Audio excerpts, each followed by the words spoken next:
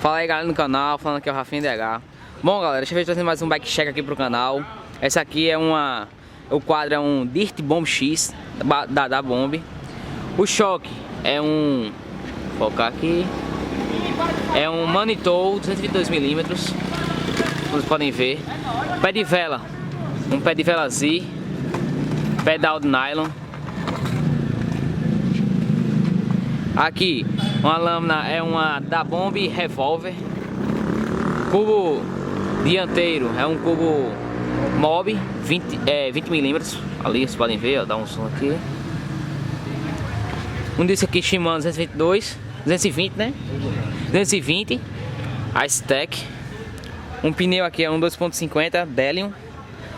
Aqui a suspensão é uma Fox 40 2013, bem nova, que daqui 2013. Daqui é o que eu acho que semana que vem, galera, essa semana mesmo pode sair um vídeo da ativação dessa Fox 40.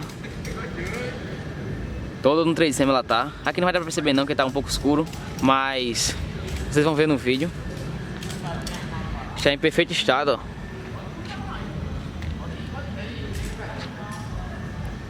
Temos também aqui um paralama Hoop. Aqui em cima, uma manopla da Edgers, um freio M446 com guidão Flam Fat Boy, uma mesa integrada aqui da Hoop. Podem ver.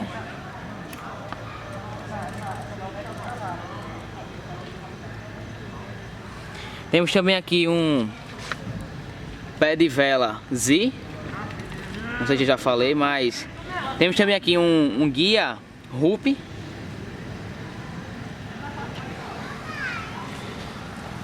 Câmbio não vai dar pra frente direito, mas é um Shimano Claris.